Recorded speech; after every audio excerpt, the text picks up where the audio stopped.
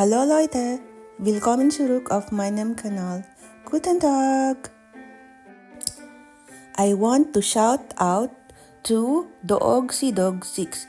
Nurse Mars, how much po average ticket pa uwi ng Pinas? At baka may vlog ka din na travel tips pa uwi ng Pinas. Like anong airline na mura, what month best na umuwi, at paano magpaalam sa employer if ever.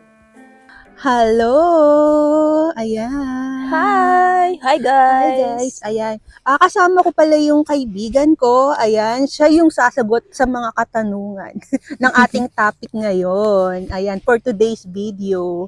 Friend, pakilala ka naman. Hello guys! Ako nga pala ang friend ni Nurse Mars. Ako nga pala si Myra.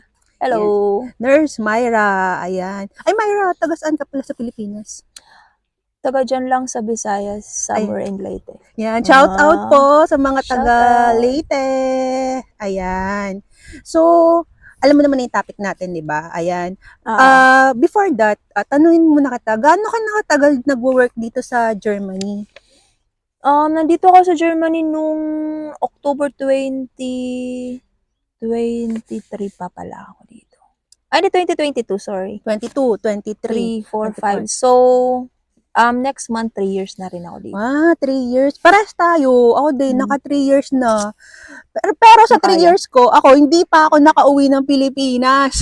At simula nang dumating ako ng 2022 hanggang ngayong 2025, hindi pa ako mauwi ng Pilipinas. So, yung tanong nung nag-comment dun sa ko, sa channel ko, hindi ko masagot. So, kailangan ko ng help mo. Dahil naka 3 years ka na dito sa sa Germany. Nakailang uwi ka na pala ng Pilipinas? Sa 3 years ko, nakatatlo na rin akong uwi. 3! Oo, Di ba? Bongga, nakatatlong uwi na Bongga. po siya. Ito yung unang tanong niya. Dahil nakatatlo ka na, masasagot mo to. How much po ang average ticket pa uwi sa Pilipinas? So, isa-isay natin. Yung first na uwi mo, magkano? Naalala mo pa? So, yung first na uwi ko last year, March, mga around 900 yun. 900. Oo. Tapos nung second na uwi mo, Second na uwi ko nung ngayong year, December pala, sorry. December last year, 28 ata yun, hanggang January this year. So, medyo pricey siya kasi, di ba, holiday, tsaka diba, December. December. Usually mga mahal. So, nasa around like 1.5 ata siya. 1.5. So, parang na-doble, no? Oo, 1.5. doble siya. Tapos nung third na uwi mo, Yung third na uwi ko yun medyo mura. So, mga nasa, lang ako nun, 700 plus mga around, sabihin natin mga 800. 800. So, parang pinaka-ano mo, 800 tapos 1,500. No, maximum mo yung 1,500. Minimum mo, 800. So, ayan guys, may idea ka na kayo kung magkano ang pamasahe, ang ticket, bahala na kayo mag-convert kung magkano yun. 800 euros at 1,500 euros. Ayan. Ito yung travel tip. Sabi niya, anong airline ang mura? So, nung unang uwi mo, naalala mo pa kung anong airline? Yung unang uwi ko, yung pa-uwi ko ng Pinas is Qatar Airways.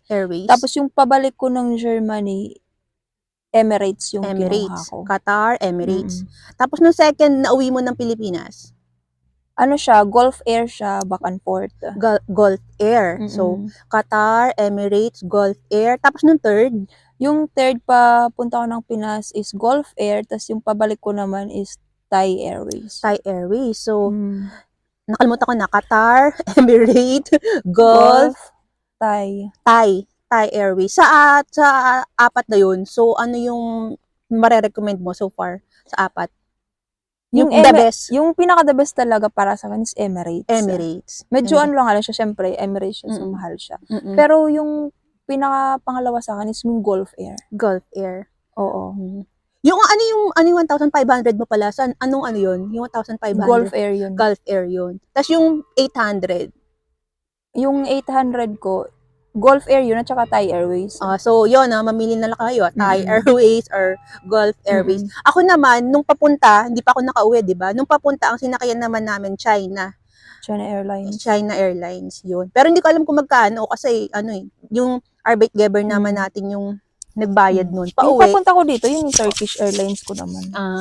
Tapos pag pauwi naman kasi tayo na eh.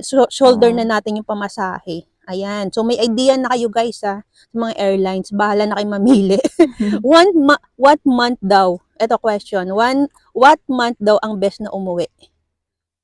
Depende siguro, pero para sa akin, ano siya, parang March, April, Tsaka yung ganon. sabi mo December mahal eh. Oo, December kasi talaga mahal siya. Kasi syempre celebration, holidays, 'di ba? Oo, Christmas, New Year. Kahit saan naman siguro parang mahal naman talaga yung So mga summer no? Summer sa Pilipinas. summer sa Pilipinas. Tapos dito naman, ano na 'yon, pa-spring. Pa-spring na yung kakatapos lang ng winter. Ayan. Sabi dito, paano daw magpaalam sa employer? Paano magpaalam? Pero tayo naman kasi 1 year before ng 1 year. Yung before pumasok yung taon, nagpla-plot na tayo ng ng urlaub, 'di ba, ng vacation. Paano ba? Oo. Paano ba natin sasabihin to? Paano magpaalam? 'Di ba sa atin kasi 'di ba sa hospital. So, kagaya ngayon this year. So ngayon this September kailangan naka-decide ka na kung ano yung mga vacation leave mo for next year kasi kailangan nila yung anong tawag nito asikasuhin ba, 'di ba? Kasi syempre marami kayo sa sa station, 'di ba? Saka Ganun yun. sa Arbeitgeber pala natin, allowed kami ng 30 days a year. Nasa yun na yan kung paano mo siya hahati-hatiin. Pero wala pa akong nakita sa mga friend nating Pilipino na 30 days isang uwian. Wala pa, no? Wala pa. Yung sa akin kasi, allowed ako ng 35 days. 35 days. So, ang maximum lang talaga sa station is like 3 weeks. 3 weeks. Pero kasi, kino-consider na kasi nila, for example, ako kasi nasa Pinas. So, pwede akong mag 4 weeks. Pero, pero nasa like January, February, or March lang siguro. I think. So, siguro yung niya dito is yung paano magpaalam, what if emergency. Siguro, kailangan mo emergency umuwi, paano kaya magpaalam? Nasubukan mo na ba? Ganyan? Parang yung sa akin kasi, di ko naman masabi talagang emergency talaga siya. Sila na yung nakapansin. Sila lang yung nakapansin siguro. Emergency na to. Kasi parang around February ata yun January katapusan or like February, parang ganun. Nagsabi ako na kung pwedeng ilipat yung vacation leave ko ng April. Kasi yung orlob ko, yung vacation leave ko talaga is July noon. Dapat uwi akong Pinas. So parang na-homesick ako noon that time.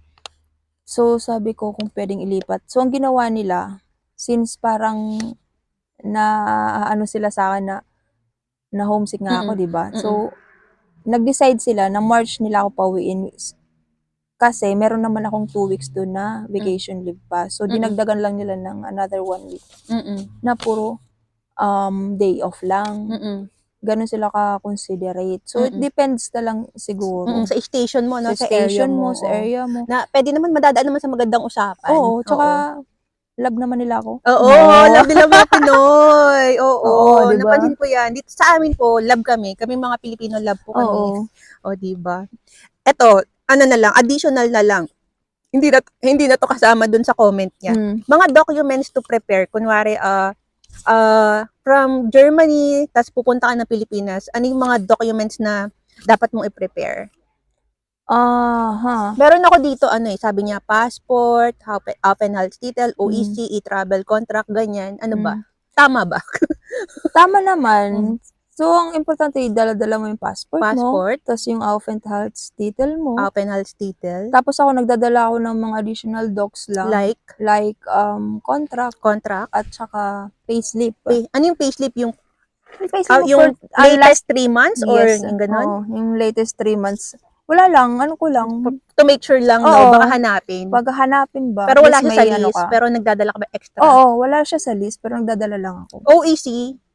Yung OEC kasi, kailangan lang siya pag pabalik ka na ng Germany. Tapos e-travel?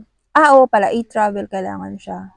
So, passport, Aufenthaltstitel, e-travel, tapos nasa yun na yung contract or payslip kung dadalhin mo or hindi. Oo. Tapos ngayon naman, pag paalis ka na ng Pilipinas, ano na yung i-check sa'yo kapag nasa airport ka ng Pilipinas? So, kung pabalik ka na dito sa Germany, nasa ano ka pa lang, airport ka pa lang. Ano yung so, hanapin? passport mo, siyempre, yung Aufenthalts mo, OEC, Mhm.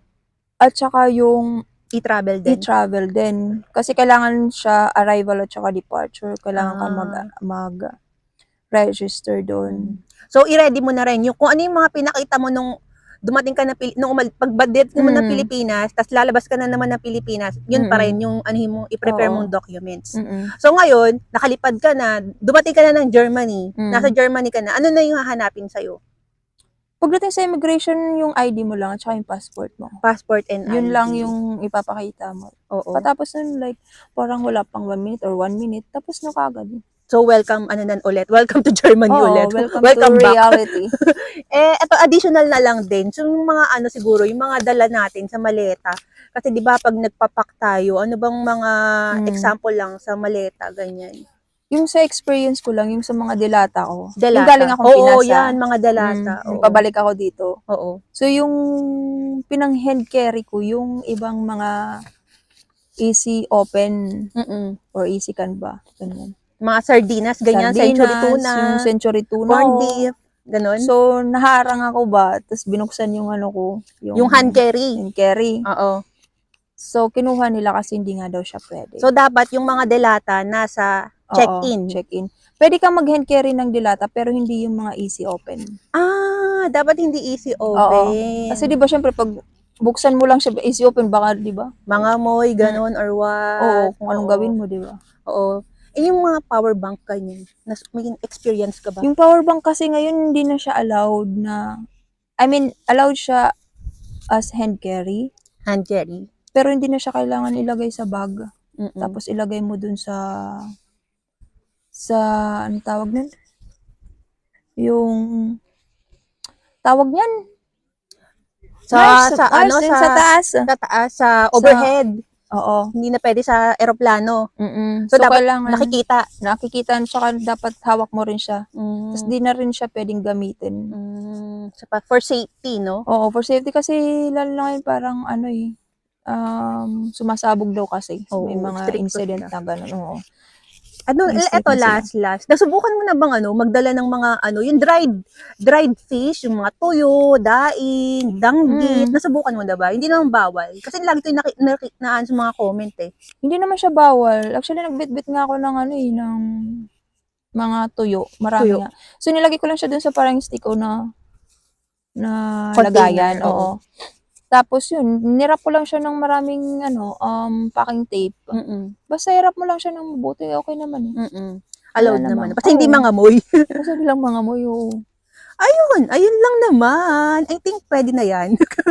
Nasagot naman. Pwede na. I think nasagot naman natin na yung mga tanong niya. May additional pa tayong infos. Ayan, maraming salamat. Thank you din.